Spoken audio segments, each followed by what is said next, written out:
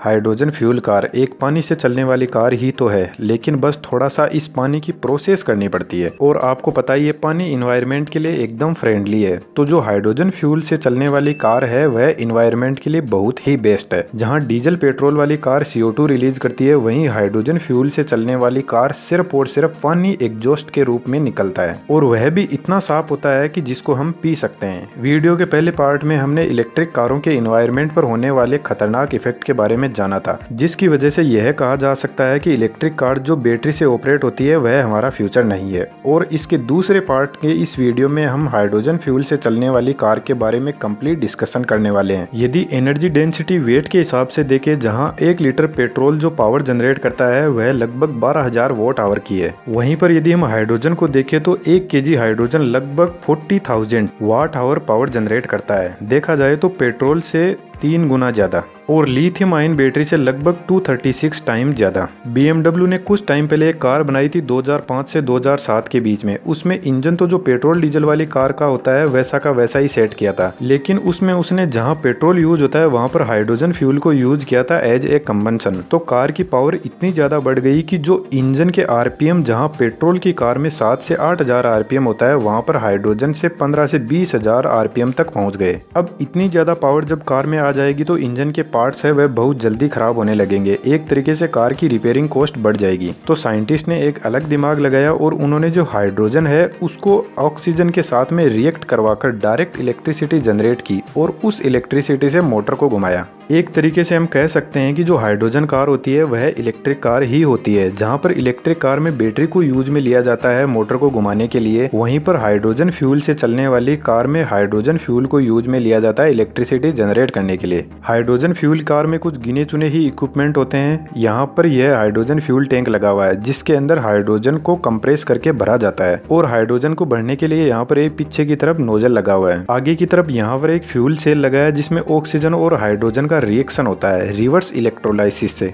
और इस रिएक्शन में इलेक्ट्रिसिटी जनरेट होती है। अब इस इलेक्ट्रिसिटी को 2 तरीके से यूज कर सकते हैं। एक तो डायरेक्ट जो इस फ्यूल सेल के अंदर इलेक्ट्रिसिटी जनरेट होती है उससे मोटर को घुमा दिया जाए, या फिर इसमें बैटरी भी यूज कर सकते हैं जैसा कि आप यहाँ पर देख रहे हो। इस बैटरी का यूज सिर्फ इतना ही होता है कि जब पीक पावर की जरूरत पड़ती है इमरजेंसी कंडीशन में, यानी मोटर को कुछ एक्स्ट्रा पावर की जरूरत पड़ती है, तो इस बैटरी से ले सके। लेकिन इस बैटरी की साइज इलेक्ट्रिक कार के कंपेरिजन में बहुत छोटी होती है। और दूसरा इसका फायदा यह भी है कि जब कार ढलान में चल रही होती है तो मोटर इलेक्ट्रिसिटी जनरेट करती है जिसको रीजनरेटिव ब्रेकिंग बोलते हैं, और जो मोटर पावर जनरेट करती है उसको इस बैटरी में सेव किया जा सके। अब जब हाइड्रोजन और ऑक्सीजन का रिएक्शन होता है तो सिर्फ और सिर्फ पानी निकलता है। आपको पता है पानी का फॉर्मूला होता है H2O, जिसमें हाइड्रोजन के 2 एटम होते हैं और ऑक्सीजन का 1, और यह मिलकर पानी बनाते हैं। तो इस फ्यूल सेल के अंदर ऑक्सीजन एनवायरनमेंट से ले ली जाती है और हाइड्रोजन टैंक के अंदर भरी रहती है। तो इस फ्यूल सेल के अंदर एक केमिकल प्रोसेस होती है रिवर्स इलेक्ट्रोलाइसिस की, जिससे इलेक्ट्रिसिटी जनरेट होती है, और इसी वजह से हाइड्रोजन कार के अंदर बाहर सिर्फ और सिर्फ पानी निकलता है। जब फ्यूल सेल के अंदर इलेक्ट्रिसिटी जनरेट होती है तो उस इलेक्ट्रिसिटी को जैसे इलेक्ट्रिक कार में इन्वर्टर को यूज किया जाता है, वैसे ही यहाँ पर इन्वर्टर को यूज करके DC को AC में कन्वर्ट करके मोटर को रन किया जाता है। जो ड्राइवर होता है उसके लिए इलेक्ट्रिक कार और हाइड्रोजन फ्यूल से चलने वाली कार में कोई ज्यादा फर्क नहीं है। स्पीड को कंट्रोल करने के लिए कंट्रोलर लगा रहता है जो दोनों ही कारों में सेम होता है। बस फर्क होता है इनके अंदर जो पावर जनरेट होती है उसका,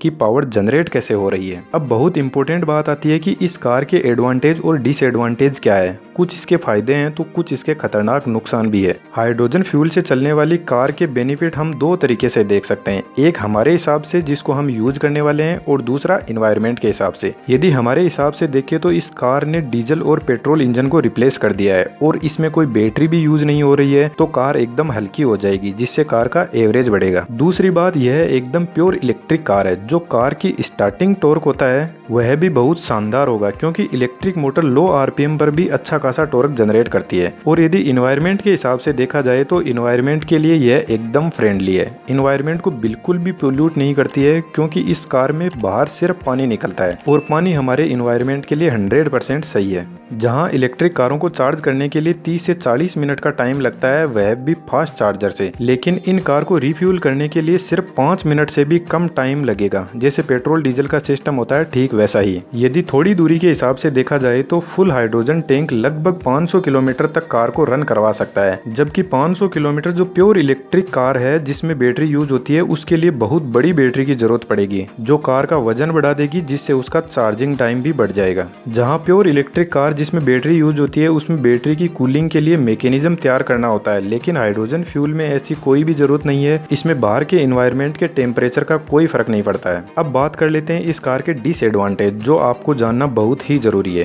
पहला डिसएडवांटेज इसका यह है कि इस कार की कॉस्ट बहुत ज्यादा है, लगभग $80,000। जो मिडिल और अपर क्लास की कार है उनकी यह रेंज है। इंडियन रुपीज के हिसाब से देखें तो लगभग 60 से 70 लाख रुपए। और इसके पीछे रीजन यह है कि हाइड्रोजन गैस की जो डेंसिटी है वह बहुत ही कम है। जहां पेट्रोल डीजल की कार में 30 लीटर का टैंक होता है, उतने टैंक में सिर्फ और सिर्फ 0.45 kg ही हाइड्रोजन उसमें भर पाएंगे, और वह भी 700 बार प्रेशर पर। यानी हाइड्रोजन को बहुत ज्यादा कंप्रेस करना होगा, तब जाके आधे kg से भी कम हाइड्रोजन उसमें भर पाएंगे। और इतनी ज्यादा हाई प्रेशर के लिए बहुत ज्यादा मजबूत टैंक बनाना होगा, जिससे कार की कॉस्ट बढ़ जाएगी। पर इस इतनी सी हाइड्रोजन से यह कार लगभग 45 किलोमीटर तक चल जाएगी। और यदि 5 से 10 kg का टैंक इस कार में सेट करना हो तो बहुत बड़ा टैंक लगाना होगा, जो कि पॉसिबल नहीं है। इसका एक छोटा सा सोल्यूशन यह भी है कि हाइड्रोजन को गैस में ना रखे, यदि हम लिक्विफाई कर दे तो इसको छोटे टैंक में भी स्टोर किया जा सकता है। लेकिन हाइड्रोजन को लिक्विफाई करना बहुत ही मुश्किल है, और लिक्विड में करने के बाद में इसका जो टेम्परेचर है वह -253 डिग्री सेंटीग्रेड तक पहुंच जाता है। तो इतना कम टेम्परेचर कार की एफिशिएंसी को 40% तक रिड्यूस कर देता है, जो कि सही नहीं है। इसलिए इसको कंप्रेस करके गैस के फॉर्म में ही भरा जाता है। अदर डिसएडवांटेज इसका यह भी है कि हाइड्रोजन को ट्रांसपोर्ट करना बहुत ही मुश्किल है। जैसा कि मैंने बताया कि इसकी डेंसिटी बहुत ही कम होती है, तो बड़े बड़े टैंक में बहुत ही कम हाइड्रोजन को ट्रांसफर कर पाएंगे, वह भी बहुत ज्यादा प्रेशर के साथ में। तो यदि इसकी ट्रांसपोर्टेशन की कॉस्ट बढ़ती है तो इनडायरेक्टली उसका इफेक्ट कार की कॉस्ट पर ही आता है, और ऊपर से इसकी फ्यूल की कॉस्ट भी बहुत ज्यादा हाई हो जाएगी। तो इसके सॉल्यूशन के लिए जो कार के रिफ्यूलिंग स्टेशन है वहीं पर छोटे छोटे हाइड्रोजन तैयार करने के लिए प्लांट लगाए जाए, लेकिन इसकी कॉस्ट बहुत ज्यादा बढ़ जाएगी, क्योंकि हर कहीं पर हाइड्रोजन स्टेशन लगाना पॉसिबल नहीं है। ऊपर से हाइड्रोजन को स्टोर करने के लिए अलग अलग टाइप के इक्विपमेंट तैयार करने होंगे, जो हाइड्रोजन को सिक्योरली सेव कर सके।